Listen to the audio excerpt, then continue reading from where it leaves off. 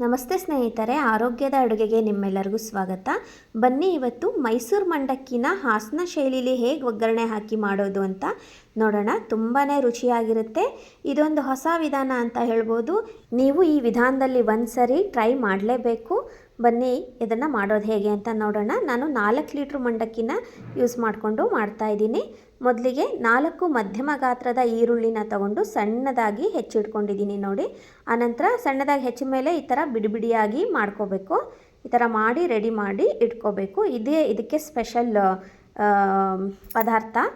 ಆನಂತರ ಒಂದು 3 ಹಿಡಿಯಷ್ಟು ಕರಿಬೇವು ಸೊಪ್ಪು, 100 ಗ್ರಾಮಷ್ಟು ಕಡಲೆ ಅಂದರೆ ಪುಟಾಣಿ, ಶೇಂಗಾ ಬೀಜ 100 ಗ್ರಾಮಷ್ಟು, ಬೆಳ್ಳುಳ್ಳಿ ಒಂದು 15ರಿಂದ 20 ಬೆಳ್ಳುಳ್ಳಿನ ತೊಗೊಂಡಿದ್ದೀನಿ. ಅಂದರೆ ಜವಾರಿ ಬೆಳ್ಳುಳ್ಳಿ ಚಿಕ್ಕ ಚಿಕ್ಕದಾಗಿರುತ್ತೆ, ತುಂಬ ರುಚಿಯಾಗಿರುತ್ತೆ. ಇದು ಇಲ್ಲ ಅಂದರೆ ಫಾರ್ಮ್ ಬೆಳ್ಳುಳ್ಳಿನೇ ಒಂದು 3 ಗೆಡ್ಡೆ ತೊಗೊಂಡು ಸಣ್ಣದಾಗಿ ಬಿಡಿಸಿಟ್ಕೊಂಡು ಜಜ್ಜಿ ಇಟ್ಕೊಳ್ಳಿ, ರೆಡಿ ಮಾಡಿ ಇಟ್ಕೊಳ್ಳಿ. ಆನಂತರ ಇವಾಗ ನಾನು ಒಂದು ಬಾಣಲೆನ ಇಟ್ಕೋತಾ ಇದ್ದೀನಿ. ಒಂದು 150 ಗ್ರಾಮಷ್ಟು ಎಣ್ಣೆನಾದರೂ ಹಾಕೋತಾ ಇದ್ದೀನಿ ನಾನು ಇದಕ್ಕೆ. ಇದೆಲ್ಲ ಚೆನ್ನಾಗಿ ಫ್ರೈ ಆಗಬೇಕು ಅಂದರೆ ಎಣ್ಣೆ ಇರಬೇಕು. 100ರಿಂದ 150 ಗ್ರಾಮಷ್ಟು ಎಣ್ಣೆನ ಹಾಕೋತಾ ಇದ್ದೀನಿ. ಎಣ್ಣೆ ಚೆನ್ನಾಗಿ ಕಾಯಬೇಕು. ಎಣ್ಣೆ ಚೆನ್ನಾಗಿ ಕಾದ್ಮೇಲೆ 100 ಗ್ರಾಮನಷ್ಟು ಶೇಂಗಾ ಬೀಜನ ಮೊದಲಿಗೆ ಹಾಕ್ಕೊಂಡು ಕರೆದು ರೆಡಿ ಮಾಡಿ ಇಟ್ಕೊಂಡ್ಬಿಡೋಣ. ಇದನ್ನು ಒಗ್ಗರಣೆಯಲ್ಲಿ ಪೂರ್ತಿಯಾಗಿ ಬೇಯಿಸಿದ್ರೆ ಒಂಥರ ಬೇರೆ ಥರನೇ ಟೇಸ್ಟ್ ಆಗೋಗುತ್ತೆ. ಫಸ್ಟು ಶೇಂಗಾನ ಚೆನ್ನಾಗಿ ಫ್ರೈ ಮಾಡ್ಕೋಬೇಕು ನೋಡಿ. ಈ ಥರ ಸಿಪ್ಪೆ ಎಲ್ಲ ಬಿಡ್ಕೋಬೇಕು, ಒಡಿಬೇಕು, ಅದು ಓಪನ್ ಆಗಬೇಕು. ಅಲ್ಲಿ ತನಕ ಆದಮೇಲೆ ತೆಗೆದಿಟ್ಕೊಂಡ್ಬಿಡೋಣ. ಆನಂತರ ಈರುಳ್ಳಿನ ಹಾಕ್ತಾಯಿದ್ದೀನಿ. ಈರುಳ್ಳಿನ ಚೆನ್ನಾಗಿ ಫ್ರೈ ಮಾಡೋದೇ ಇದರಲ್ಲಿ ಕೆಲಸ. ಸ್ವಲ್ಪ ಟೈಮ್ ಕೂಡ ಹಿಡಿಯುತ್ತೆ. ಈರುಳ್ಳಿನ ಚೆನ್ನಾಗಿ ಫ್ರೈ ಮಾಡಬೇಕು ನೋಡಿ. ಈರುಳ್ಳಿ ಏನಾದರೂ ಮೆತ್ತಗೆ ಹಾಗೆ ಬಿಟ್ಬಿಟ್ರೆ ರೆಸಿಪಿ ಕೂಡ ಹಾಳಾಗುತ್ತೆ. ಯಾಕೆಂದರೆ ಮಂಡಕ್ಕಿ ಬೇಗ ಮೆತ್ತಗಾಗ್ಬಿಡುತ್ತೆ ಈ ಈರುಳ್ಳಿ ಸಲುವಾಗಿ. ಈರುಳ್ಳಿನ ಚೆನ್ನಾಗಿ ಫ್ರೈ ಮಾಡಬೇಕು. ಹೇಗೆ ಫ್ರೈ ಮಾಡಬೇಕು ಅಂದರೆ, ನಾವೀಗ ಧಮ್ ಬಿರಿಯಾನಿ ಮಾಡುವಾಗೆಲ್ಲ ಈರುಳ್ಳಿನ ಚೆನ್ನಾಗಿ ಕರೆದಿಟ್ಕೋತೀವಲ್ಲ, ಅದೇ ವಿಧಾನದಲ್ಲಿ ಈ ಈರುಳ್ಳಿ ಕೂಡ ಚೆನ್ನಾಗಿ ಫ್ರೈ ಮಾಡಬೇಕು. ನಿಧಾನಕ್ಕೆ ಫ್ರೈ ಮಾಡ್ತಾನೇ ಇರಬೇಕು. ಕೈ ಬಿಟ್ಟರೆ ಒಂದು ಕಡೆ ಫ್ರೈ ಆಗುತ್ತೆ, ಒಂದು ಕಡೆ ಹಸಿ ಹಸಿ ಹಾಗೇ ಇರುತ್ತೆ. ಇದನ್ನು ತಿರುಗಿಸ್ತಾನೇ ಇರಬೇಕು. ಇವಾಗ ಆಗ್ತಾ ಬಂದಿದೆ, 3/4 ಭಾಗ ಆಗಿದೆ. ಇನ್ನೊಂದು 2 ನಿಮಿಷ ಆಗಬೇಕು. ಇವಾಗ ಆಗಿದೆ ನೋಡಿ. ಇಷ್ಟ ಆದರೆ ಸಾಕು. ಇದನ್ನು ತೆಗೆದು ಇಟ್ಕೋಬೋದು ನಾವು, ಅಥವಾ ನಾನು ಇದರಲ್ಲೇ ತೆಗಿತಾ ಇದ್ದೀನಿ ನೋಡಿ. ಸೈಡ್ ಮಾಡ್ತಾ ಇದ್ದೀನಿ. ಎಣ್ಣೆನ ಮಧ್ಯ ಮಾಡಿಕೊಂಡು ಈ ಈರುಳ್ಳಿನೆಲ್ಲ ಸೈಡಿಗೆ ತೆಗೆದಿಡ್ತಾ ಇದ್ದೀನಿ. ಬೇರೆ ಇನ್ನೊಂದು ಪದಾರ್ಥನ ಹಾಕೋಕ್ಕೆ ಎಣ್ಣೆನ ರೆಡಿ ಮಾಡಿ ಇಟ್ಕೋತಾ ಇದ್ದೀನಿ ನೋಡಿ. ನಿಮಗೆ ಈ ವಿಧಾನ ಕಷ್ಟ ಆದರೆ ಈರುಳ್ಳಿನ ತೆಗೆದಿಡ್ಕೋಬೋದು. ನಾನು ಇಲ್ಲೇ ಸೈಡಿಗೆ ಸರಿಸ್ಬಿಟ್ಟು ಇವಾಗ ಬೆಳ್ಳುಳ್ಳಿನ ಹಾಕೋತಾ ಇದ್ದೀನಿ. ಈರುಳ್ಳಿ ಜೊತೆಗೆ ಮಿಕ್ಸ್ ಮಾಡಿ ಬೆಳ್ಳುಳ್ಳಿ ಹಾಕಿಬಿಟ್ರೆ ಬೆಳ್ಳುಳ್ಳಿ ಚೆನ್ನಾಗಿ ಫ್ರೈ ಆಗೋದೇ ಇಲ್ಲ. ಈರುಳ್ಳಿನ ಸೈಡಿಗೆ ಸರಿಸ್ಬಿಟ್ಟೆ ಹಾಕೋಬೇಕಾಗತ್ತೆ, ಇಲ್ಲ ಈರುಳ್ಳಿನ ಹೊರಗಡೆ ತೆಗೆದೇ ಬೆಳ್ಳುಳ್ಳಿ ಹಾಕೋಬೇಕಾಗತ್ತೆ. ಬೆಳ್ಳುಳ್ಳಿ ಕೂಡ ಚೆನ್ನಾಗಿ ಫ್ರೈ ಆಗಬೇಕು, ಕೆಂಪಗಾಗೋ ತನಕನೂ ಹುರಿಬೇಕು. ಆನಂತರ ಕರಿಬೇವನ್ನು ಹಾಕೋತಾ ಇದ್ದೀನಿ. ಒಂದು 3ರಿಂದ 4 ಹಿಡಿಯಷ್ಟು ಕರಿಬೇವನ್ನು ಹಾಕ್ಕೊಂಡಿದ್ದೀನಿ. ಕರಿಬೇವು ಕೂಡ ಅಷ್ಟೇ ಚೆನ್ನಾಗಿ ಚಟಪಟ ಅನ್ನೋ ಸೌಂಡು ನಿಲ್ಲಬೇಕು. ಇದರಲ್ಲಿರೋ ನೀರಿನ ಅಂಶ ಪೂರ್ತಿಯಾಗಿ ಹೋಗಬೇಕು ನೋಡಿ. ಈ ಥರ ಕರ್ದಂಗೆ ಆಗಬೇಕು ಚೆನ್ನಾಗಿ. ಅಲ್ಲಿ ತನಕ ಇನ್ನೊಂದು ಪದಾರ್ಥ ಹಾಕಬಾರ್ದು.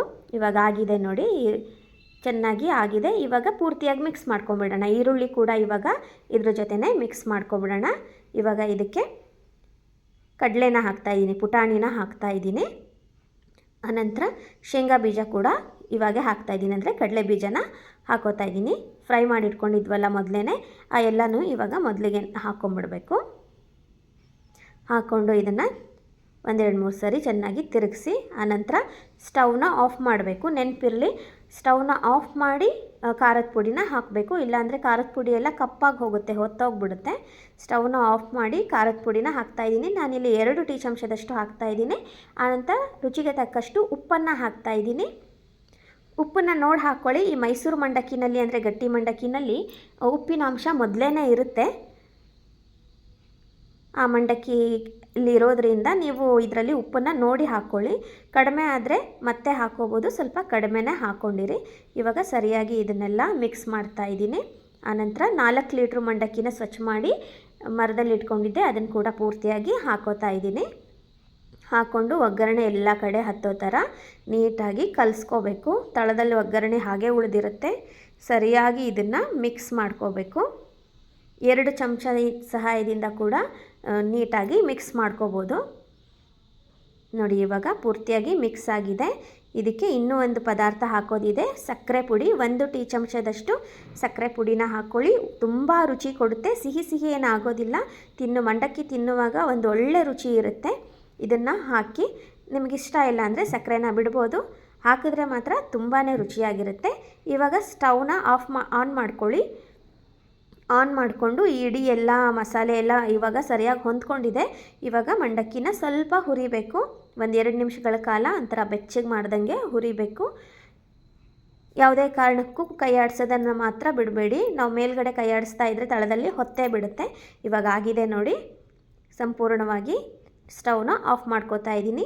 ಬಿಸಿ ಬಿಸಿ ಟೀ ಕಾಫಿ ಜೊತೆಗೆ ಸಂಜೆ ಟೈಮಲ್ಲಿ ತಿನ್ನೋದಕ್ಕಂತೂ ಒಂದು ಒಳ್ಳೆ ಸಾಂಪ್ರದಾಯಿಕ ಸ್ನ್ಯಾಕ್ಸ್ ಇದು, ತುಂಬಾ ಚೆನ್ನಾಗಿರುತ್ತೆ. ಇವಾಗ ಪಾನಿಪುರಿ, ಗೋಬಿ ಮಂಚೂರಿ ಅಂತೆಲ್ಲ ಮೊರೆ ಹೋಗ್ತಾ ಇದ್ದಾರೆ ಮಕ್ಕಳು. ಆ್ಯಕ್ಚುಲಿ ನಮ್ಮ ಸಾಂಪ್ರದಾಯಿಕ ಸ್ನ್ಯಾಕ್ಸ್ ಇದು.